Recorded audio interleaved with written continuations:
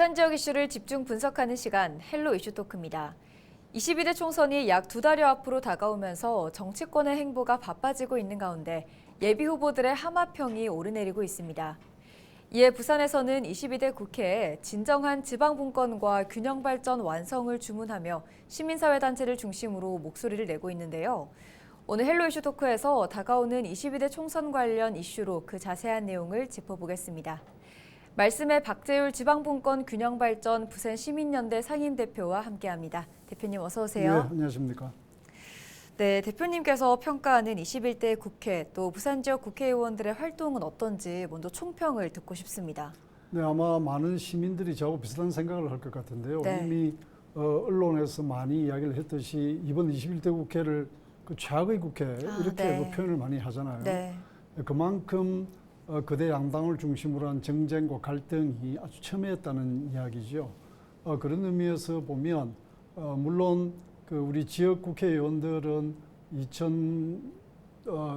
그러니까 21대 국회가 출범하고 나서 그러니까 21년도죠. 네. 21년도에 가덕신공항 특별법이라든지 네. 또 최근에 그 산업은행 이전과 관련한 TF에 참여라든지 또 그 네. 부산 글로벌 허브도시 특별법의 법안 발의에 다 같이 여야 의원들이 같이 참여한 뭐 이런 또 좋은 네. 모습을 보이고 노력을 했습니다만 여전히 그 중앙당 차원의 갈등과 경쟁, 네. 대립 이런 부분들에서 자유로울 수가 없었고요. 네. 또 이제 물론 개별 의원들에 대한 평가는 또 달라지겠죠. 상당히 존재감이 없었던 의원도 네. 있고 또 입법 발의라든지 여러 가지 차원에서 또 열심히 한 의원도 있으니까요. 네.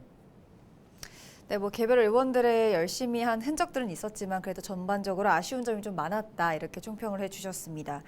곧 총선이잖아요. 부산 시민사회단체들이 연대하는 모습을 많이 보이고 있는데요. 최근 다가오는 총선 관련해서 있었던 활동은 무엇이었습니까? 뭐 지역사회에서 여러 가지 중요 의제를 가지고 이번 21대 국회에 법안 질의를 하라든지 또는 22대 총선에 뭐 공약을 제시해야 된다는 이제 의견들을 많이 이야기를 하고 있는데 특별히 좀 오늘 말씀드려야 될 것은 지난 1월 18일 날 부산에서 그 전국 단위의 시민사회단체 네. 그 지방분권 전국회의라는 단체가 있습니다. 그건 이제 우리 부산의 지방분권 균형발전 부산시민연대를 비롯해서 각 시도의 관련 조직들 그리고 한국 YMCA 연맹 네네. 같은 이제 부문단체들이 함께 하고 있는데요. 부산에 직결하고 모여서 바로 이제 22대 총선에서 지방분권 균형발전과 관련한 8대 주요 의제 정책을 공략하라는 그런 이제 기자회견도 하고 관련해서 토론회도 하고 하는 행사를 가졌었습니다. 네, 그럼 이 전국 시민사회단체가 서울이 아닌 부산에서 성명서를 발표한 이유가 있을까요? 이 부산이 뭐 최근에 대통령도 강조하고 있고 뭐 대통령이 강조하지 않더라도 네. 이미 학계라든지 시민사회라든지 오래 전부터 이제 강조한 바와 같이 이 수도권 초집중을 해소하기 위해서는 수도권에 대응하는 또 다른 축이 하나 있어야 되는데 그걸 결국은 이제 부산을 거점으로 한 남북권 축, 네. 또 불경 축을 이야기하는 겁니다. 그런 의미에서 보면 부산은 지방분권과 균형 발전을 상징하고 리드해야 되는 또 지역입니다. 네네. 그런 차원에서 의미가 있는 것이고요. 네. 또 최근의 자료만 보더라도 2019년부터 2023년 네. 사이에 이 전국 국가 전체로 인구는 한 52만 명이 줄었어요. 네. 그런데 수도권은 오히려 8만 명이 늘었습니다. 그리고 이 자산 격차도 수도권과 비수도권의 자산 격차가 한 2억이 넘어요. 네. 그게 자꾸 이제 벌어지고 있습니다. 최근에 인천이 인구가 300만이 되지 않았습니까? 네네. 부산은 지금 줄고 있고요. 물론 인구 규모만 가지고 우리가 뭐 도시를 비교할 수는 없지만 이런 현상들이 가속화되고 있기 때문에 서울에서 무슨 지방분권 균형 발전 이야기한다는 것이 별 의미가 없고 그렇죠. 네. 체감도가 떨어지지 않겠습니까? 네네. 그래서 부산에서 하는 것은 당연한 것이고 또 부산이 그런 의미에서 마팀으로서 리더십을 또 발휘해 네네. 나가야 될 그런 위치에 있다고 봐야 되겠죠. 네, 지난 21대 국회가 지방 분권과 또 국토 균형 발전에 많은 관심을 기울이고 법제화 노력을 기울였지만 여전히 이번 총선에서도 계속 같은 목소리가 나오는 이유는 21대 국회에서 성과가 없었기 때문으로 해석해도 될까요? 그렇습니다. 뭐 아까 최악의 국회 이야기도 했는데요. 네. 정쟁하고 갈등을 자꾸 하다 보니까 정치적 쟁점만 자꾸 네. 두고 싸우게 되고 실제 생활 체감이 되는 이런 이제 의제들이 상대적으로 좀 소홀히 되는 측면이 네네. 있습니다. 이를테면 현 정부에서 이제 지방시대위원회라는 것이 지방분권과 균형 발전을 총괄하는 컨트롤 타워인데요. 네. 물론 뭐 대통령 자명기구로서의 한계는 있습니다만 그것이 이제 정부 출범 이후에 국회에서 법 통과가 지방자치분권 및 지역균형 발전에 관한 특별법 통과가 늦어지면서 출범이 이제 작년 7월, 8월 이때 이제 출범을 했거든요. 그러니까 정부 출범하고 나서 1년이 훌쩍 지나서 네. 이제 그런 기구가 출범하고 이제 계획을 잡고 지금 이제 집권 중반기 접어드는 시점에 본격적인 활동을 지금 하고 있거든요. 네. 이제 그런 부분들이 보면 국회가 좀 더 입법부는 그 행정부하고 또 다른 하나의 권력 축이지 네, 않습니까? 네, 네. 그런 의미에서 보면 지방분권 균형 발전과 관련해서는 특히 이번 21대 국회는 입법부로서의 역할을 선제적으로 선도적으로 하는 부분은 대단히 미흡하고 아쉬웠다라고 할 수 있겠습니다. 네, 행정부와 구별돼서 입법부만 할 수 있는 역할이 있는데 그 네. 역할을 좀 제대로 못 해주지 않았나라는 생각이 드는 것 같습니다. 이번 22대 총선에서는 그럼 21대 국회의 과오를 되풀이하지 않기 위해서 어떻게 선거가 치러져야 할까요? 이번 22대 국회에서 저희들이 뭐 8대 의제도 제시를 하고 했습니다만은 물론 뭐 한계는 있겠습니다. 네. 여러 가지 지금도 진행되는 과정에 보면 공천을 둘러싼 뭐 계파 갈등이라든지 이런 것들이 계속 재현되고 있긴 한데요. 정말 21대 국회가 최악의 국회라는 오명을 벗기 위해서는 22대 국회에서는 총선 과정부터 네. 이 지방분권 균형 발전과 관련한 세부적인 공약을 제대로 제시해야 합니다. 그래서 8대 의제의 내용이 이제 우리가 그 부울경 메가시티 광역연합에 한번 좌초되지 않았습니까? 네. 이제 그런 부분들에 대한 새로운 모색, 또 현재 그 지방자치법이 대단히 규제가 많습니다. 그런 부분들의 개정이라든지 또 지방재정 문제라든지 지역 대학 문제라든지 여러 가지 이런 부분들을 이번에 제대로 각 당이 또 후보가 공약화해서 그것을 실행할 수 있는 그런 22대 국회가 되어야 하겠죠.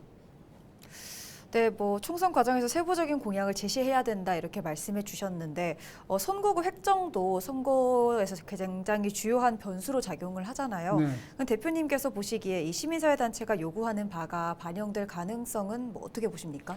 선거구의 획정은 사실상은 이게 인구가 수도권에 계속 늘어나잖아요. 네네. 그러니까 수도권의 의석수는 계속 늘어납니다. 네. 그럼 비수도권의 인구가 주니까 자꾸 네. 줄잖아요. 네.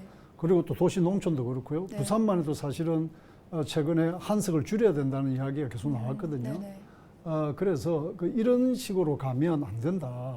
그래서 선거 제도를 지금의 그대 양당을 중심으로 해서 갈등과 대립을 양산하는 이것은 1등만 하면 된다는 성자 독식의 구조이기 때문에 그렇거든요. 네네. 그 1등을 못하면 2등은 또 할 수 있잖아요. 네네. 3, 4등으로 갈 그런 구조가 없는 겁니다. 네네. 그러니까 사활을 걸고 싸우는 거예요. 그래서 그 갈등과 대립이 타협과 대화와 그 연합의 정치가 가능하려면 네. 유럽의 선진국 국가들이 하는 선진 민주적인 제도 같은 것이 필요하고요. 네. 그게 바로 제3당, 제4당이 존재해서 그런 당들이 중재 역할을 할 수 있어야 됩니다. 그러기 위해서 우리가 그 연동형 비례대표제를 해야 된다는 네. 이야기거든요. 지금 21대 국회만 해도 성자 독식 구조가 되니까 1등이 무조건 당선되는 구조가 되니까 유권자들이 찍은 표의 거의 절반이 사표가 돼버렸어요. 그럼 반영이 안 되는 거잖아요. 네. 이걸 민주주의 제도라고 올바른 제도라고 하기 어렵습니다. 따라서 비례성을 확대하는 그런 사표가 안 되는 그리고 사회의 이해와 요구가 다양해지지 않습니까? 네네네. 그 다양한 부분들이 반영되는 국회에 반영되고 정치에 반영되는 이런 구조가 되어야 한다. 이를테면 여성의 정치 참여도 좀 나아지고 있지만 네. 외국 선진국에 비하면 여전히 우리가 좀 그렇죠. 낮거든요. 네. 그래서 이런 부분도 그런 비례성 강화를 통한 시스템을 통해서 극복할 수 있는 것입니다. 네. 그런 의미에서는 지금의 국회 구조를 시스템을 좀 바꾸는 네네네. 이런 분권형 선거 시스템 이런 부분들이 대단히 중요하다고 봐야 되겠죠. 네, 또 주목할 내용이 이제 발표된 지방분권 균형 발전 과제입니다. 총 8가지로 알고 네네. 있는데 좀 자세하게 알려주시죠. 네, 조금 전에 언급은 했습니다만 우선 지금 현재 제주특별자치도 세종특별자치시 또 이제 강원 최근에 전북특별자치도도 출범을 했거든요. 거기는 권력으로 묶기가 좀 어려운 지역입니다. 네네. 그 외에 부울경 또 대구, 경북, 광주, 전남, 충청권은 지금 현재 최근에 각 4개 시도가 의원 수도 합의를 해서 지금 메가시티 광역연합이 곧 출범을 앞두고 있거든요. 네. 부울경은 한번 좌초는 되었습니다만 반드시 그런 형태가 아니더라도 또 뭐 당장 행정통합은 쉽지가 않으니까요. 어쨌든 그 연계를 강화해서 규모의 경제를 키우는 권력 시스템을 마련해야 되고요. 그게 국가 차원에서 설계가 돼야 된다는 네. 것이고 그다음에는 지금 현재 지방자치법에 우리가 시도해서 만들 수 있는 규정, 조례가 법령의 범위 내에서 할 수 네네. 있게 되어 있습니다. 그것을 법령의 범위 밖에서 할 수 있다든지 뭐 이런 것. 그다음에 그 지방대학이 자꾸 소멸하고 있잖아요. 네네. 그 청년 인구들이 유출되고 있고 그것은 지역의 활력을 불러넣지 못하는 것이고 인재가 유출되는 것이기 때문에 지방 대학을 육성하는 것. 그다음에 뭐 지방 재정에 대해서는 언급할 필요도 없을 거고요. 그다음에 지금 자치경찰이 시행이 되고 있는데 사실은 이게 국가경찰이 통합되어 있어서 명실상부한 자치경찰을 하기 어렵습니다. 그래서 자치경찰의 완전한 독립이라든지 이런 부분들을 이제 저희들이 제시를 했고요. 사실은 그때는 8대 과제라고 했는데 네네. 저희들이 이제 하나를 더 추가를 지금 할 생각입니다. 뭐냐면 이제 그러니까 9대 과제가 되겠죠. 네. 하나는 그 사실은 저희들이 20년 전부터 계속 주장해 왔던 거예요. 네. 결국은 지방부문 균형 발전이 수십 년 동안 잘 안 돼 왔던 이유는 말로는 무성했는데 실행이 안 되는 겁니다. 그래서 우리가 요리를 하려면 뭐 도구도 있어야 되고 뭐 가스라이트도 있어야 되고 여러 가지 있어야 되잖아요. 그게 있어야 된다. 그게 이제 거버넌스인데요. 그 체계가 바로 실행 체계가 없기 때문에 대통령 자문기구로만 있었거든요. 그래서 부총리급, 이게 범정부적으로 해야 되기 때문에 부총리급의 과거에 저희들이 분권균형발전부 같은 걸 만들어야 된다 했는데 지금 정치권 일각에서 그 인구 문제에 대해서 이 부총리급 뭐 부처 만들어야 되는 거 아니냐는 이야기가 나왔습니다. 그럼 좋다. 인구 문제라는 것이 결국은 지금 수도권 초집중하고 연계되어 있는 거거든요. 그래서 인구 규준발전부 뭐 같이 그 이런 부분들을 그럼 이번에 만들어라 22대 국회에서는. 그리고 또 이제 대통령실에 참모가 있어야 됩니다. 대통령 근처에. 그래서 수석급의 지금 이 정부가 지방시대 이야기를 하니까 용어를 뭐 지방시대로 해도 좋고 분권균형발전으로 해도 좋고 지방시대 기획관 같은 수석급의 시스템을 또 마련해라는 것을 하나의 의제를 더 추가해서 할 생각이고 부총리급의 인구균형발전부는 최근에 대한민국 시도지사 협의회에서도 그 제기를 했거든요. 그래서 우리가 힘을 합쳐서 그 부분은 제기하고 또 실현을 해나갈 생각입니다. 자문기구를 넘어서서 좀 더 행정력을 높일 수 있는 단체가 필요하다라는 말씀이시군요. 이 말씀해주신 9가지 과제 중에서 부산 시민이 집중해야 하는 내용은 그럼 무엇일까요? 방금 이야기했던 이 거버넌스, 이 구슬이 선말이라도 껴야 법이거든요. 이게 아주 중요하다는 거. 그 다음에는 첫 번째 말씀드렸던 그 소위 메가시티 광역연합, 부울경, 또 나아가서는 남북권 전체하고 부산을 거점으로서 연계를 높여야 되는 것, 이런 부분들. 그 다음에 이제 지방대학에 대해서 실질적인 공약을 어떻게 좀 제시하느냐는 문제. 또 지방재정에 대해서도 지난 정부에서 사실은 6대4 공약을 제대로 지키지는 못했습니다. 물론 조금 진전은 있었지만. 그래서 이 정부에서는 반드시 국세와 지방세의 비율이 6대4 정도로 갈 수 있도록 하는 것. 사실은 규정을 만들 수 있는 것과 그 규정에 따라서 재원을 투입해서 뭘 자율적으로 할 수 있는 돈 문제. 이런 게 제일 중요한 것 아니겠습니까? 그리고 인재 문제. 이런 부분들을 좀 주의 깊게 봐야 할 것이고 또 우리가 강조하고 있습니다.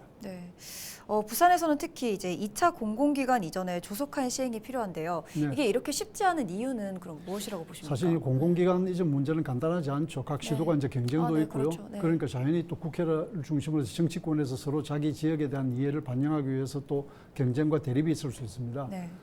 그런 의미에서 보면 1차 공공기관은 불가피하게 쉽게 시도에 분산하는 방식으로 갔다면 2차 공공기관 이전은 다시 그런 방식을 재현해서는 안 됩니다. 얼마 전에 그 지방시대위원회 위원장이 부산에 오셔서 저희들과 토론회하고 간담회하는 자리에서 본인도 그걸 인정을 했어요. 제가 제기를 했고요. 그래서 지금은 선택과 집중을 해야 된다. 이 거점을 확보하는, 거점을 중심으로 해서 조금 전에 말씀드렸던 메가시티, 광역권이 연계되는 구조로 그렇게 가도록 뭔가 집중해야 된다. 그래서 그런 그 2차 공공기관 이전을 하는 방식의 또 체계를 좀 혁신하고 탈바꿈하는 이런 새로운 모색과 전략이 나와야 된다.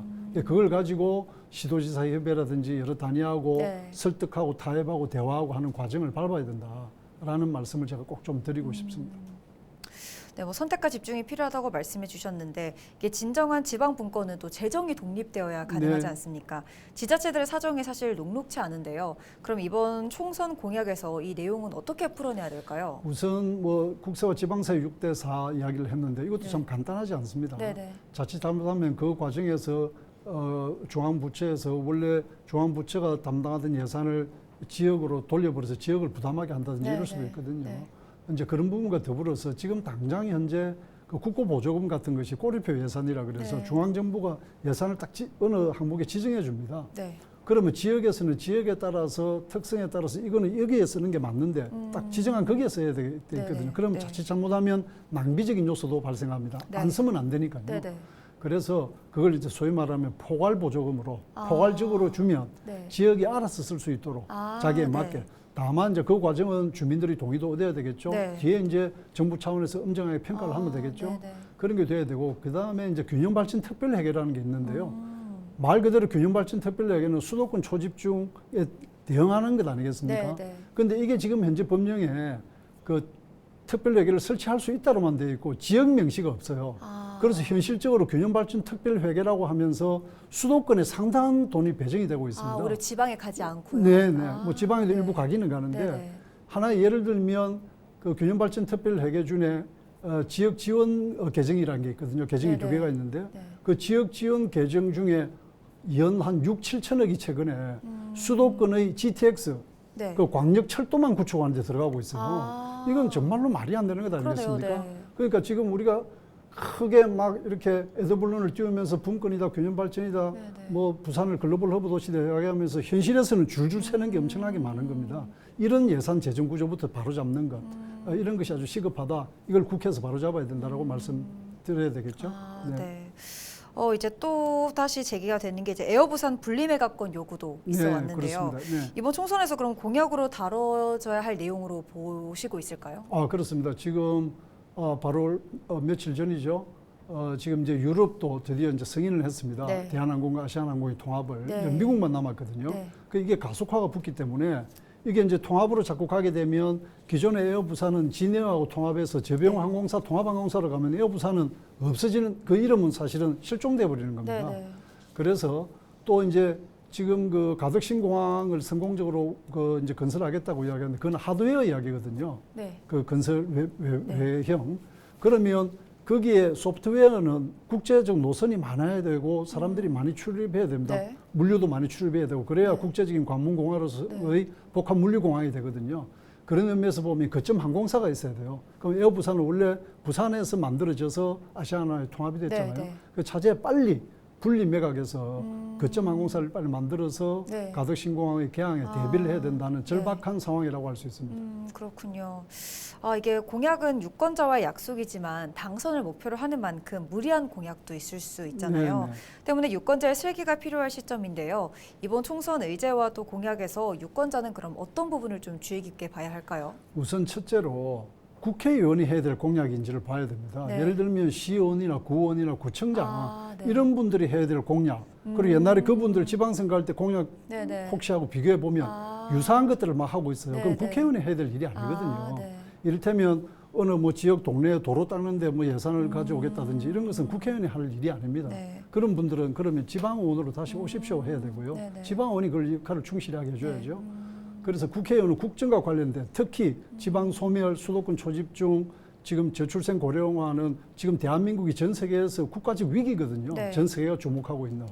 그래서 이 국가적 위기를 극복하기 위한 여러 가지 핵심 정책 의제를 얼마나 잘 네. 내세우는가. 그것이 바로 지방 분권 균형 발전과 관련한 저희들이 아까 9대 의제라고 핵심적으로 표현했던 네, 뭐 네. 다른 것도 있겠습니다만 네. 이런 것들과 관련되는 것이고 지역하고 관련돼서는 산업은행 이전 특별법이라든지 산업은행 이전 법 개정, 그다음에 이제 부산 글로벌 허브 도시 특별법이라든지 에어부산 분리 매각이라든지 북한 또 재개발이라든지 이런 부분들을 여하이 제대로 공약으로 제시하고 또 그 전에 이행을 해왔는지 네. 또 이행할 자격이 있는지 그런 역량이 있는지 이런 걸 네. 점검하는 그런 기준이 유권자 선택에 대단히 중요하다고 네. 보겠습니다. 한마디로 정리하면 위치와 역할에 맞는 공약을 제시하는 후보를 찾아내야 한다 네, 이렇게 정리할 수 그렇죠. 있겠군요. 네, 네. 알겠습니다. 22대 국회에서는 시민들이 바라는 이 지방 분권과 또 균형 발전 완성이 이루어지길 기대하면서 오늘 말씀 여기까지 듣겠습니다. 네. 고맙습니다. 네, 감사합니다. 네, 지역과 수도권의 격차가 시간이 갈수록 벌어지고 있는 상황에서 방향을 전환할 거점으로 시민사회는 이번 총선에 기대를 걸고 있습니다. 모쪼록 시민사회 단체가 제안한 8개 정책이 지방 소멸을 방어할 의제와 공약으로 잘 빚어져 나오길 바라며 오늘 헬로 이슈 토크는 여기서 마무리합니다. 지금까지 지방분권 균형발전 부산시민연대 박재율 상임대표와 함께했습니다. 시청해주신 여러분 고맙습니다.